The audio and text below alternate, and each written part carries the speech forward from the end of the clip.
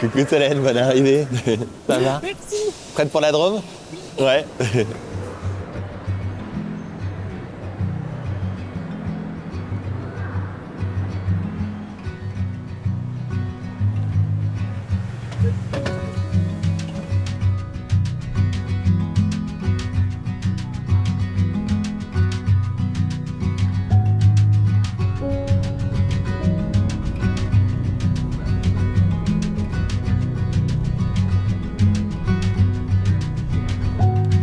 Dans la vallée de la Drôme, nichée entre le Rhône, le Vercors et la Provence, s'expérimente depuis 20 ans un projet politique nommé BioVallée.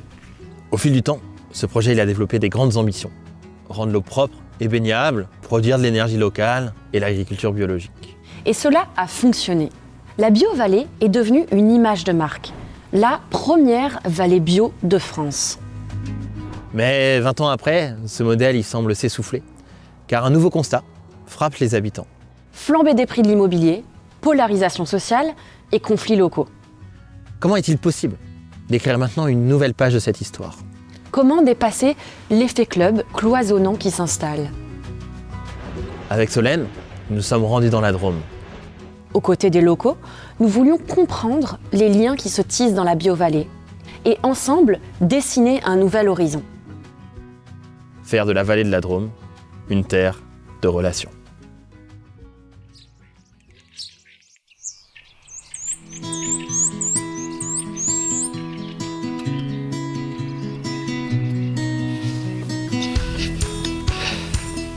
Bonjour. Bonjour. Bonjour Sabine, merci beaucoup de nous recevoir. Avec plaisir. La vue est magnifique, hein. Il a neigé, je vois, ces derniers jours sur les sommets. Ouais, on voit bien la limite. Waouh. Et donc ici, on est au cœur de la vallée de la Drôme. Ouais, c'est ce que disent souvent les Saillançons, enfin ce coin-là, ouais. On est au milieu entre l'amont et l'aval. Ok. Et c'est important dans une vallée. Sabine est géographe. Elle a grandi dans la Drôme et a fait du département le personnage central de ses recherches. C'est d'abord avec elle que nous avons voulu découvrir les héritages du territoire et les origines de la BioVallée. Aujourd'hui, ce qu'on appelle BioVallée, parce que c'est comme ça que ce territoire est un peu connu, d'abord c'est une vallée, c'est la vallée de la Drôme. Et tout le monde ne va pas se retrouver forcément dans l'appellation BioVallée. Même sur le territoire, vous allez en parler, il y a plein de gens qui vont peut-être même pas savoir ce que c'est, ou vaguement. Mais par contre, ce qui est intéressant quand même, c'est que derrière cette idée de BioVallée, pour moi, il y a un peu deux jambes, deux piliers. Il y a une première jambe qui est la question agricole, parce que c'est un territoire. Le projet politique BioVallée s'appuie sur cette agriculture alternative, qui était une agriculture biologique, et donc avec cette idée qu'on peut faire différemment avec la nature, mais aussi avoir un autre projet pour les agriculteurs. Et la deuxième jambe, ça pourrait être autour de la rivière. Ici, on est dans le cas d'une vallée qui est assez archétypique, dans le sens où en fait, tout est organisé autour du cours d'eau. La route principale, la voie ferrée, suit la rivière Drôme. Et puis, on a des vallées périphériques qui sont les affluents et qui font souvent des petits sous-territoires. Donc, la rivière joue une vraie place importante. Elle joue une vraie place aussi importante dans le développement humain, dans les activités économiques.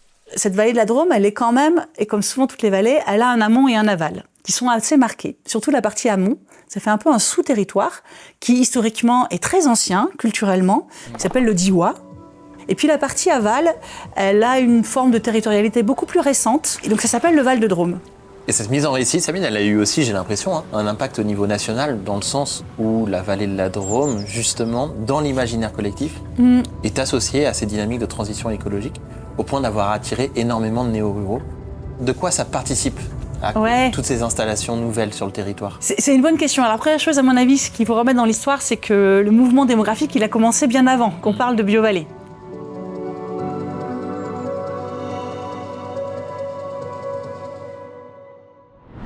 Claude est un enfant du pays. À l'échelle de sa vie, il a vu la Drôme se repeupler et les populations se mélanger. Quelles traces ont laissé ces évolutions? Et en tant qu'agriculteur, quel regard porte-t-il sur ces nouvelles arrivées? Vous êtes souvent caractérisé comme une mémoire vivante un peu de la vallée de la Drôme. On nous a toujours dit que la Drôme était une sorte de terre d'accueil. Comment expliquer ce processus? D'où ça vient? Ça a toujours été un territoire de passage, d'abord parce qu'il y avait la voie romaine qui passait à Die et à Cré. On a accueilli beaucoup de protestants. C'est important les protestants parce que ça a développé l'altérité, c'est-à-dire accueillir d'autres idées, d'autres façons de voir le monde. Beaucoup d'Italiens qui ont fui la montée du fascisme de Mussolini. À un moment, il est arrivé, alors imaginez-le aujourd'hui, il est arrivé 380 femmes qui voulaient travailler dans les soieries. Beaucoup d'Espagnols sont rentrés dans les conseils municipaux qui fuyaient l'Espagne, les franquistes, donc c'était des militants communistes, socialistes, anarchistes, syndicalistes, donc ils ont irrigué ce territoire. Après la guerre, avec tous les jeunes qui étaient restés, des jeunes qui avaient participé à la résistance, qui venaient des usines de Romans, Saint-Marcelin, Pont-en-Royan, Grenoble, Lyon, tout ça, ils sont restés aussi souvent sur le territoire parce qu'ils avaient goûté pendant 2-3 ans les hivers dans la montagne. Pour arriver quand même aux années après 68, quoi. Après, il y a beaucoup de néo-ruraux qui se sont installés, avec beaucoup de tout, de la culture, des idées nouvelles, des entreprises nouvelles. Le fait que ce soit un lieu de passage, ça lui a un brassage d'idées. Le territoire accueille.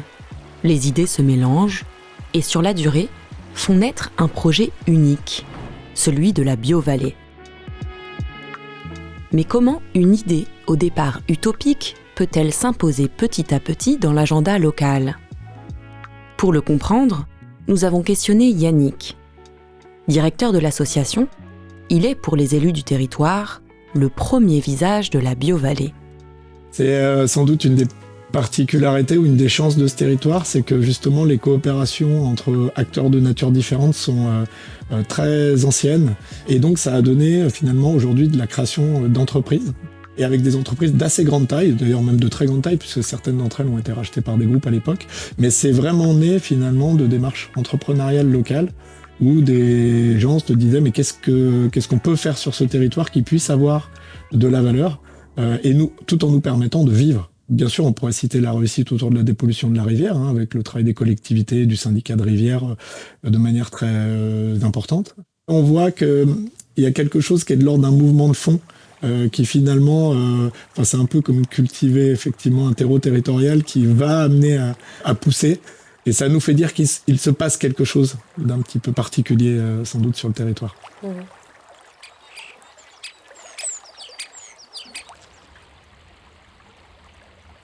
Et on en est où aujourd'hui de la Biovallée ? C'est une bonne question. C'est pas facile d'y répondre. On en est à un fourmillement d'initiatives. Donc on loge à Alex, et puis on a vu des acteurs à Cray, à Die. Et là, on va où ?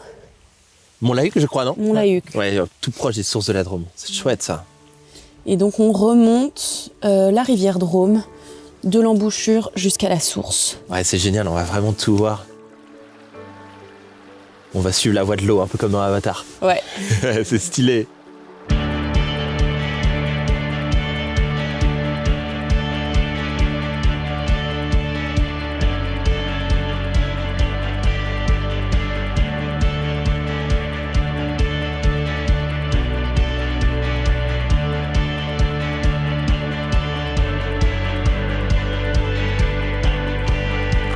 Donc où c'est que tu nous emmènes là, Marco ?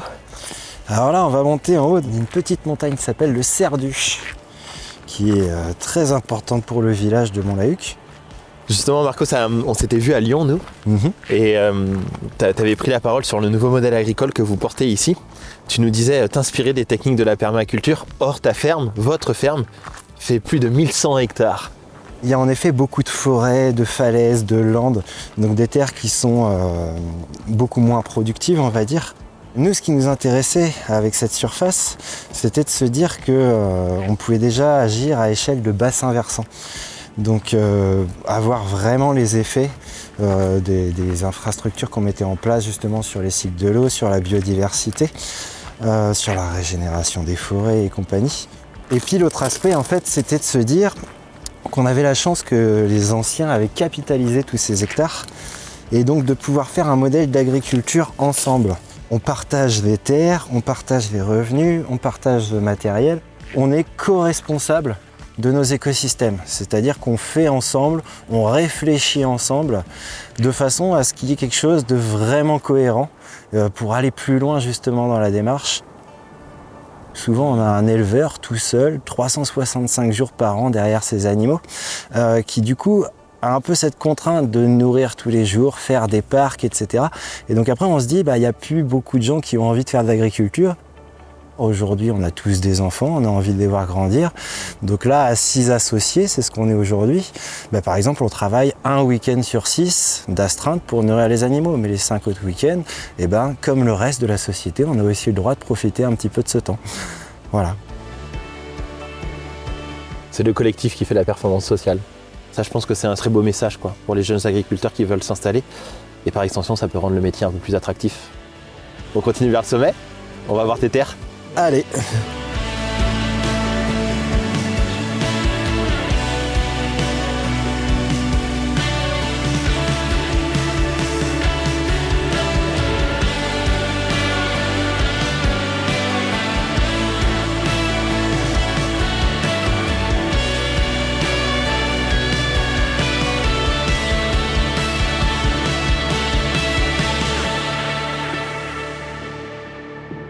Marco, tu nous disais être engagé dans la régénération des écosystèmes. Est-ce que tu peux nous expliquer un peu ton travail en la matière ?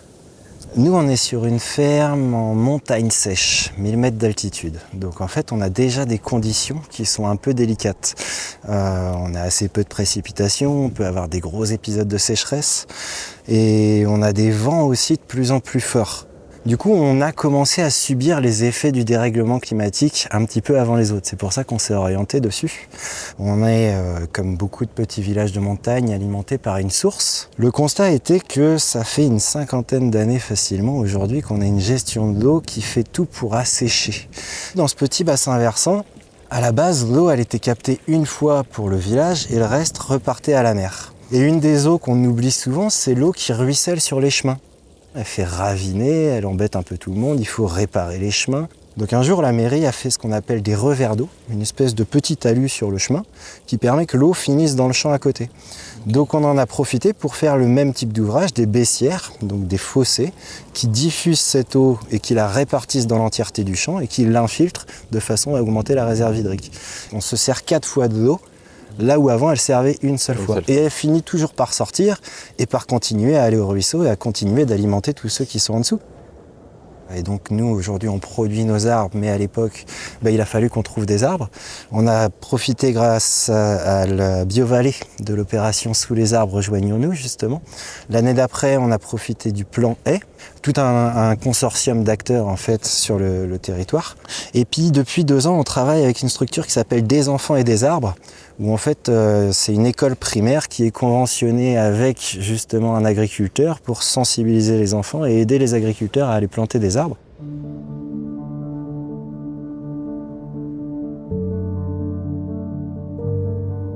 En BioVallée, on doit être à 50% à peu près d'agriculture biologique. C'est quand même énorme parce que ça a une incidence sur la qualité de l'eau, sur la biodiversité, sur les haies, sur la nature des sols, sur les circuits courts, sur des villages qui revivent. Dans mon département, la SAU en bio, c'est 9% seulement. Pour vous dire la différence avec la vallée de la Drôme. Oui. Ouais.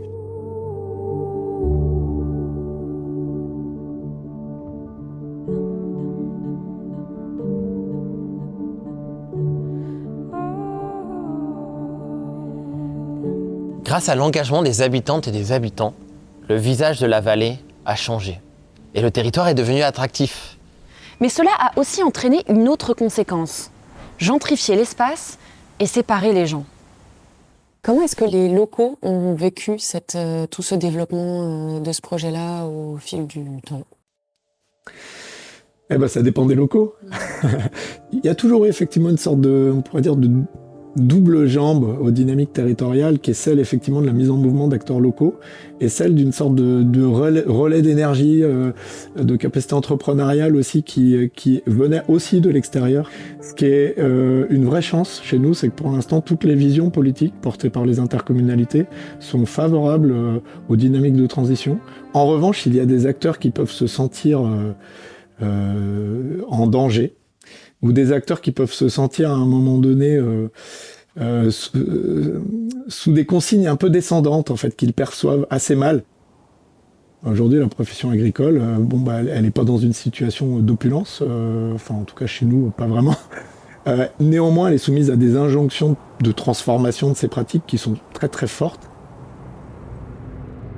On va chez Noémie, là, qui cultive des plantes aromatiques et médicinales.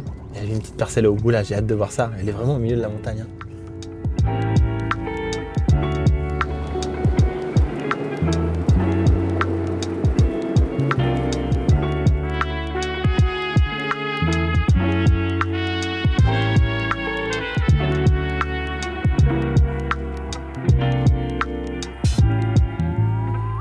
Salut Noémie, merci de nous recevoir. Avec plaisir, ouais, bienvenue. Merci. Ouais. C'est beau chez vous, qu'est-ce que c'est beau.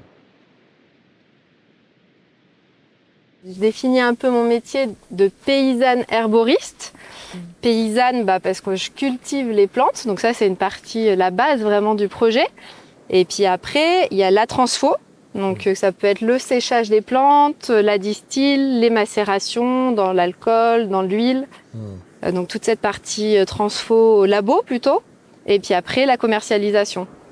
Et là, donc moi c'est ma 3e année en tant que vraiment agricultrice à titre principal. Même si je suis du coin et qu'il y a vraiment un accueil hyper chaleureux de mon activité, il y a aussi un peu des difficultés. La réalité agricole, elle n'est pas toujours si simple l'installation. C'est souvent en discutant de ce qui m'arrive avec d'autres agriculteurs que c'est pas toujours hyper bien accueilli d'avoir une activité où ça génère un peu de mouvement, ça génère de la vie dans des zones rurales. C'est aussi des compromis en fait. On est là, on vit et ça fait un peu de la vie, ça fait un peu du bruit, la vie.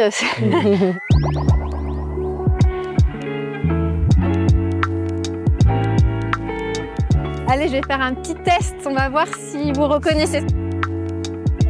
Je tente un truc. Ouais. Carotte sauvage? Non, c'est le millepertuis. Ah ouais, le millepertuis.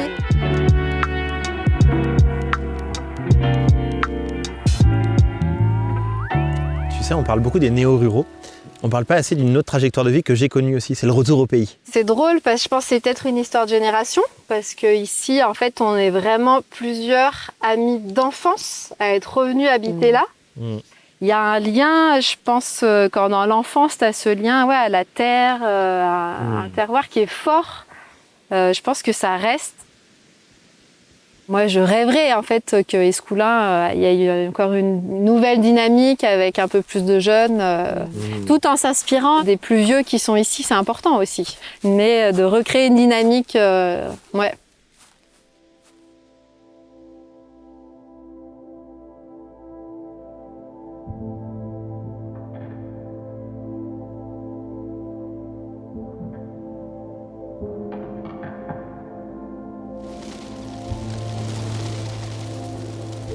Si globalement la vallée accueille plus de personnes, en fait, il y a quand même une question géographique assez marquée. Dans le Diois, de manière générale, et c'était comme ça que ça a commencé, les villages se sont repeuplés à partir des résidences secondaires. La question est ambiguë parce qu'à des moments, elle a permis à des villages de revivre.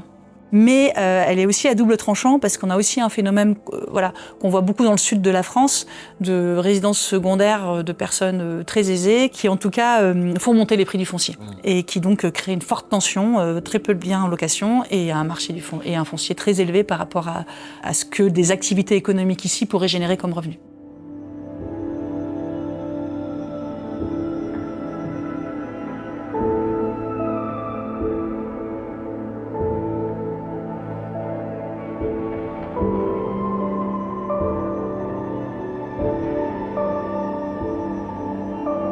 Il y a une forme d'entre-soi qui peut se recréer assez vite autour, et c'est vrai, autour de valeurs ou d'idées qui sont plutôt urbaines et souvent percutées sans que les personnes s'en rendent compte nécessairement.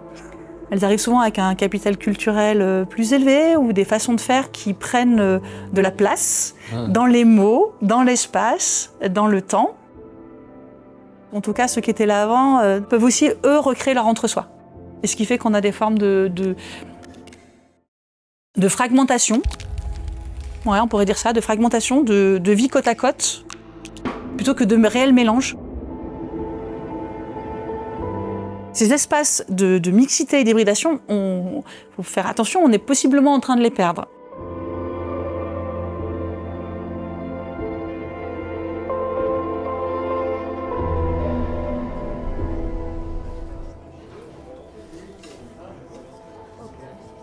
Moi, c'est Wim. Je suis animateur-formateur dans une association d'éducation populaire qui s'appelle La Turbine à Graines. Moi, c'est Nicolas. Je bosse pour une ONG qui s'appelle 350.org qui fait des campagnes de mobilisation sur le changement climatique. Est-ce que vous pouvez nous expliquer qu'est-ce que vous faites dans le collectif pour un Diois ouvert et solidaire ? Le collectif est né à l'issue des législatives et de la campagne qu'il y a eu donc en juin, là, au moment de la dissolution.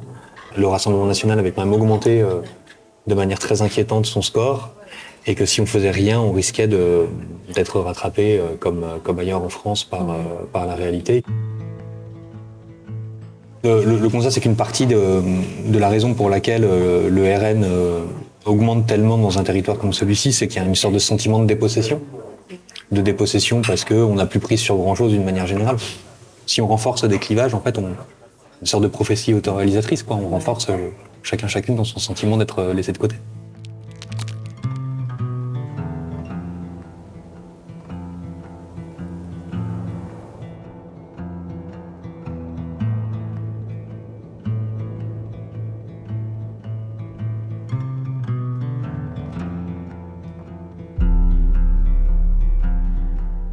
J'ai jamais vécu une période aussi oui, on peut le dire, aussi difficile sur le territoire où les avis sont très tranchés et on n'est jamais dans la nuance. On a toujours raison sur tout et c'est assez difficile à vivre. Je pense que les gens sont dans une anxiété, une peur et qui veulent ou ils lâchent prise ou ils veulent s'affirmer. On cherche des repères en définitive et des repères, quand tu en as attrapé un, tu restes dessus.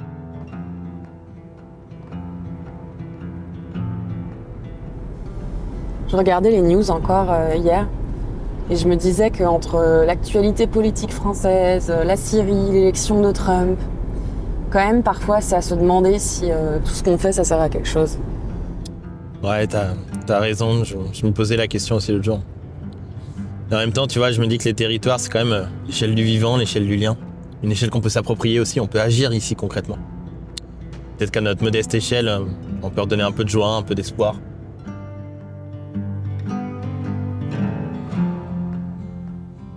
La vallée de la Drôme peut-elle suivre un nouveau cap ? Est-il possible de voir des routes là où d'autres construisent des frontières ? Est-il possible de retisser le lien, sans perdre en ambition écologique ?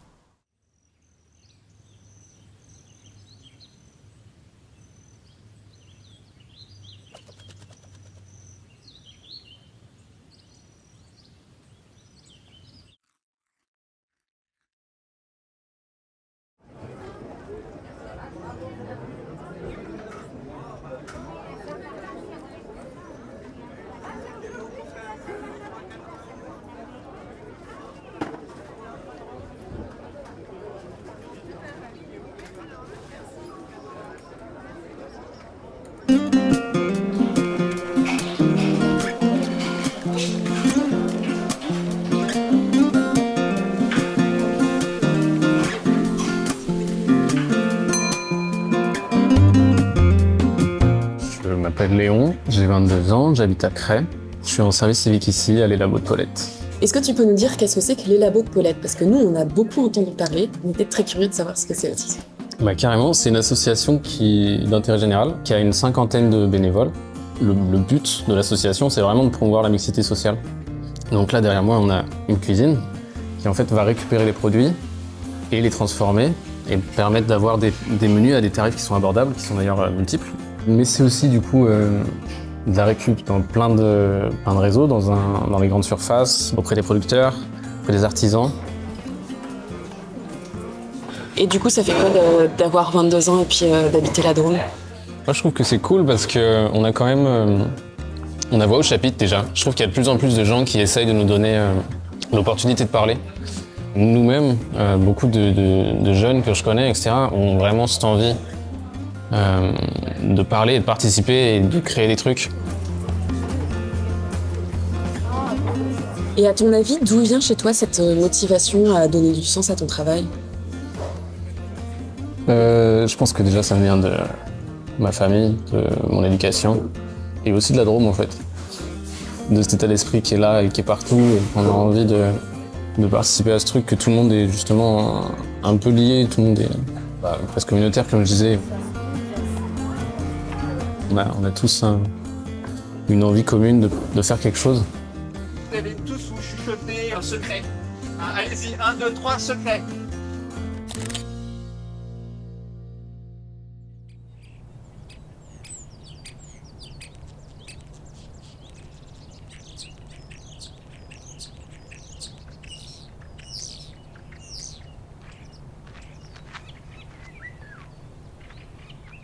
Tu sais, l'entretien qu'on a eu avec Léon, il m'a inspiré un petit texte que je vais te lire. Ok. C'est chouette de voir que des jeunes comme Léon portent en eux les promesses d'un avenir désirable. On pourrait dire, en filant la métaphore de l'eau, que leurs rêves, leur engagement et l'énergie qu'ils déploient dans ce sens irriguent les racines du territoire.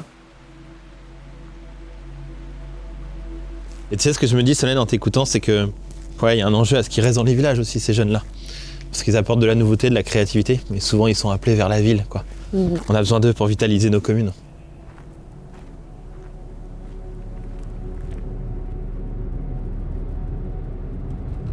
L'idée, c'était de retrouver déjà un espace commun de sas pour décompresser de cette situation politique extrêmement tendue et pour pouvoir imaginer des perspectives qui puissent engager une transformation, mais ici en local, concrètement, sur notre territoire. Qu'est-ce qu'on peut faire pour limiter cette hausse absolument fracassante du Rassemblement national?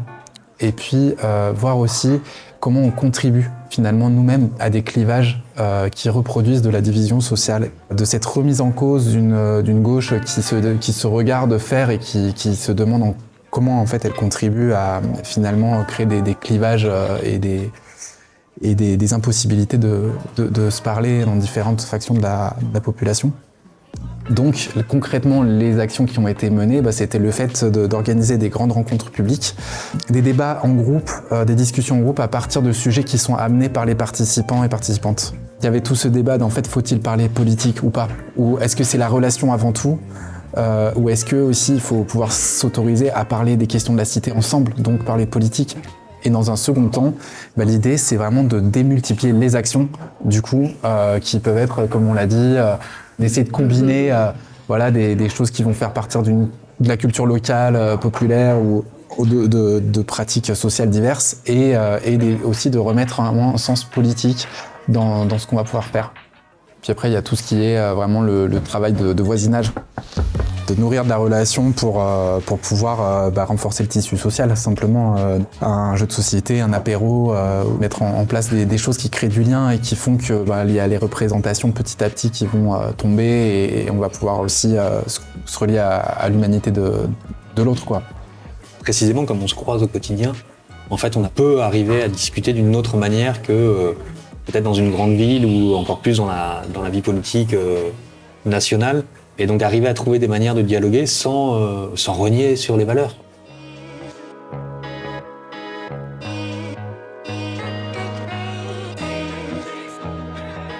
Marco, tu sais, tous ces modèles dont vous êtes les pionniers ici, on entend beaucoup dans le débat public que c'est pas généralisable. C'est-à-dire que ce modèle ne pourrait pas s'appliquer forcément à une autre ferme. Qu'est-ce que tu réponds, toi, à ça ? En fait, en effet, l'agriculture, elle est toujours spécifique à un contexte, et notamment un contexte pédoclimatique. Par contre, on a une logique qui est prédominante à tous les niveaux, c'est cette importance de l'arbre qui fonctionnait en termes de fonctionnement agricole, de rendement, etc., qu'on a remplacé en fait par la chimie, le pétrole, les engrais chimiques, où aujourd'hui on démontre qu'on arrive un petit peu au bout de ce système et qu'il y a quand même des gros désagréments. Donc c'est le modèle qui fonctionnait dont on a encore connaissance, et donc remettre des arbres dans les parcelles, ça c'est démontré par A plus B que ça sera toujours positif. Et justement, Marco, tu résumes un peu toutes vos pratiques par cette phrase que je trouve magnifique. Il faut passer du paysage au paysage. Qu'est-ce que tu entends par là ? Ça, c'est une phrase que m'a dit Thierry Geffray quand je suis arrivé. Donc c'était l'un des 3 associés de cette ferme avant. Et quand je suis arrivé sur ce territoire, il m'a dit « Tu viens habiter ici. Maintenant, il va falloir que tu attendes une dizaine d'années pour être habité par ce territoire. » Et j'ai mis du temps à la comprendre, cette phrase. En fait, avant, on avait une agriculture qui était transmise, où les enfants grandissaient avec les parents, comprenaient en fait les mécanismes de l'écosystème. Aujourd'hui, on a beaucoup d'installations de néos qui viennent d'ailleurs. Et je pense que les néos, même avec la meilleure intention du monde, tant qu'ils ne sont pas habités et qu'ils n'ont pas compris les mécanismes de leur territoire, eh ben, ils feront des erreurs. Nous, ce qu'on dit souvent, c'est qu'on essaye plus de stimuler les dynamiques naturelles et ce qui se passe que réellement de faire à sa place et d'adapter le système à ce que nous, on aurait envie.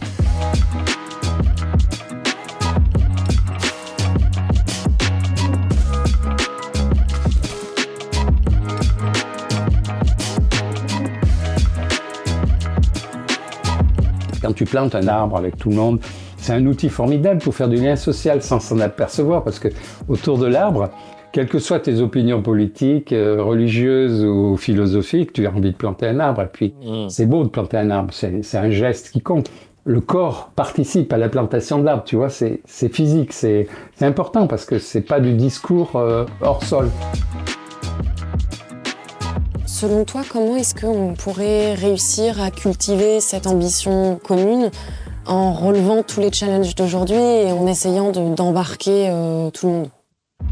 Je ne sais pas s'il faut cultiver l'ambition telle qu'elle est formulée aujourd'hui, ou s'il faut faire un travail de reformulation d'une nouvelle vision, qui a, de manière générale, quelque chose qui, je trouve, arrive dans la culture, un peu, les cultures, c'est cette question de la relation au vivant. Donc il y a aussi l'idée qu'arrive une nouvelle génération et qui reformule justement sur ces bases très saines, ce bon terreau à une nouvelle vision, un nouveau projet.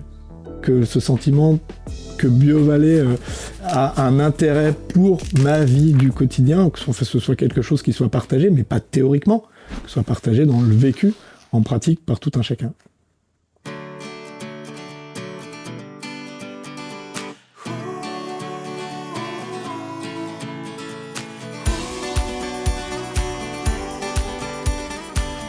Ça serait quoi une vallée de la Drôme idéale pour vous? Il y a déjà des choses qui se passent ici et maintenant qui relèvent de ces utopies parce qu'elles font vivre des valeurs désirables lointains.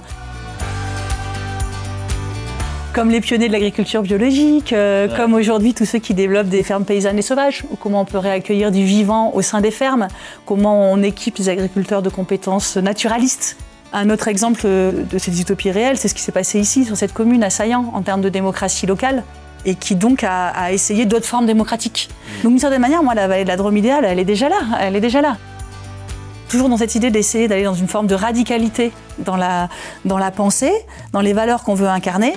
Par contre, en étant assez pragmatique dans ce qu'on peut faire là, tout de suite, maintenant, dans le cadre qui nous a imposé. Je crois fondamentalement que c'est parce qu'on rencontre des difficultés qui sont communes qu'on rencontre l'autre et qu'on rencontre notamment la différence. Wim, du collectif Diwa Solidaire, a posé une très belle question. Est-ce que dans les territoires, il faut simplement créer du lien ou s'autoriser à parler de sujets politiques? C'est quelque chose que j'ai aussi observé chez moi, dans le sud de la Sarthe. Les gens ont tendance à s'auto-censurer. C'est-à-dire qu'ils n'osent pas parler des sujets qui les travaillent. Soit parce qu'ils se pensent non légitimes à en parler, soit parce qu'ils pensent qu'ils vont être incompris. Et cela est même diffusé à l'échelle nationale par certains partis politiques, le RN en tête, qui laissent penser que certaines questions ne concernent plus les gens, comme la question de l'écologie par exemple. Pourtant c'est faux, les différents sondages d'opinion qui sortent montrent toujours que c'est la deuxième ou troisième préoccupation des Français. Et puis moi, dans l'échelle de mon territoire, je vois que des gens sont très attachés au bocage, aux oiseaux, ont envie de voir leur paysage préservé au fil du temps. Il y a un véritable enjeu à ce que les gens aient de nouveau confiance à parler des sujets qui les travaillent. Parce que c'est ça qui crée le lien, c'est ça qui permet de se projeter de l'avant ensemble. Alors à la question, faut-il créer du lien ou nourrir le débat public? En fait, les deux questions sont conditionnées. C'est le lien qui permet le dialogue, et c'est le dialogue qui, par effet rebond, renforce le lien. Et lever des clés de lecture pour que le lien se fasse plus facilement dans les territoires, c'est finalement l'objectif de notre émission.